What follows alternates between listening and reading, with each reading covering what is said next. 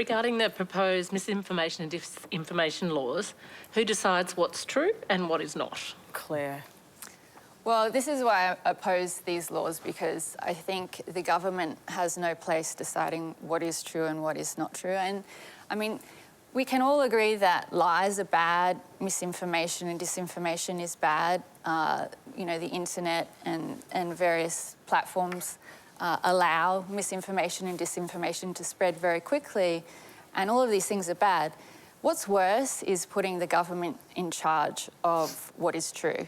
Once we do that, we're basically living in a totalitarian state. So I think we just have to think a little bit more creatively about what we do about the problems with online platforms, rather than handing the power of deciding what is true and false to government bureaucrats. Zoe, you supported the bills with some changes.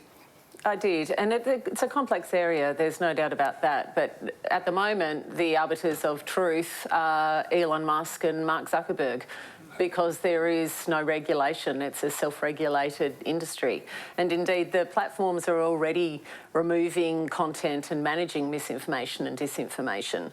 What the recent legislation seeks to do is to put some guardrails around that. So to say to the platforms, we want you to let us know how you're managing the areas where we think there could be a problem in regard to misinformation and disinformation, and to create some accountability. At the end of the day, they should be accountable for what's on their platforms, and they should be accountable to us, the people, not simply in total control of what they're feeding us.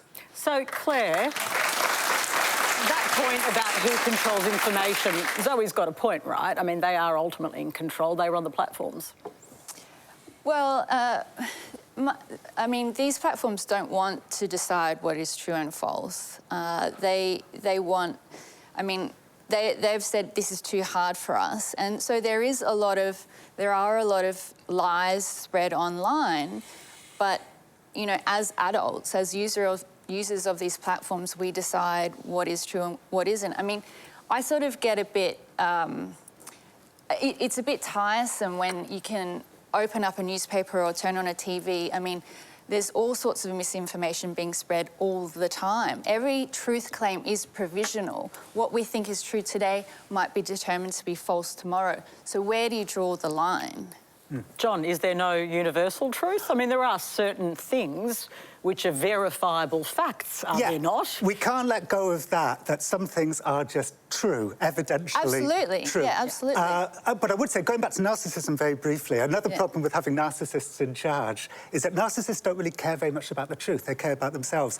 People often wonder, why is there a rise of conspiracy theories? A lot of that is to do with narcissists in power, because narcissists want to be the smartest person in the room, and sometimes the way to do that is to come up with some counterintuitive information that nobody else has, which quite often is untrue information, like conspiracy theories and so on. However, where I agree with you, Claire, is that there's lots of different ways to lie.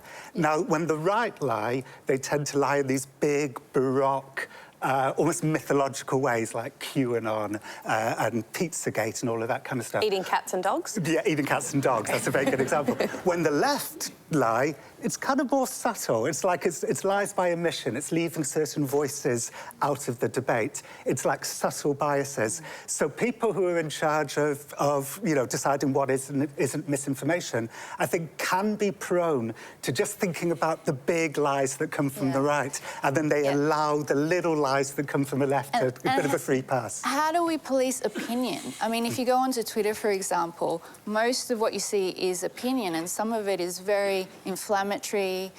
People, you know, have very strong opinions. You know, how do we determine what is a truth claim and what is an opinion? I mean, it gets so complicated, and I just don't think bureaucrats will be up to the task. I don't think they're going to be up to the task, and I think that is because they're narcissists, because social media, the giants, have not self-regulated an iota. And that is obviously everyone's ideal situation, that they do self-regulate, and they have no intention to, because they don't care. Because their engagement off conspiracy theories grows. And I do think that, going back to how all of this started and talking about opinion, Trump has taken advantage of, I think, a media landscape that didn't do a good enough job of being the fourth estate, and didn't do a good enough job of differentiating between opinion and fact. And he went right through the middle and said, fine, if you guys are going to be biased and not report on the truth, then... And that's how it's happened. Yeah, well, that's exactly the point. You know, we cheer on the collapse of institutions for good reason. Institutions have let us down. They leave out the voices that we find unpalatable. Priests abuse children. There's all sorts of reasons. So is that what's happening in the US? There's a cheering on of the... Oh, absolutely, 100%.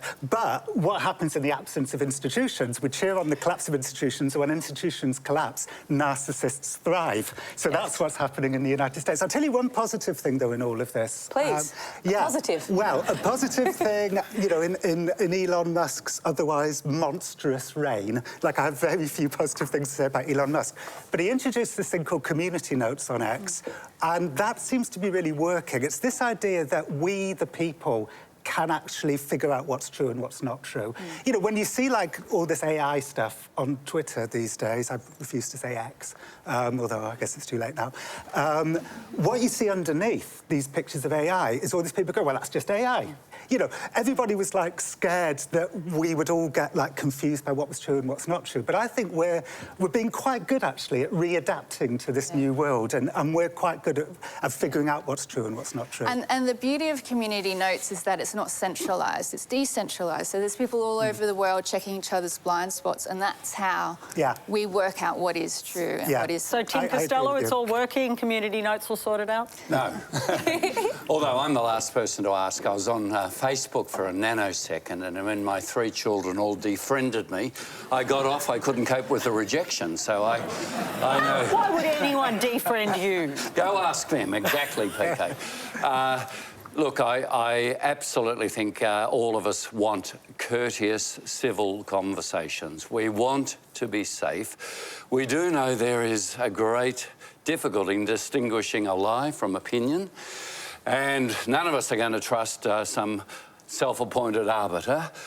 But John's point about institutions is so important. You know, most of the institutions from last century that fragmenting, whether it's church or unions or political parties or military, and they've all perpetrated abuses. Actually, we need a framework, and we don't have one now, and it can't be Elon Musk. Right. So, Zoe, returning to you,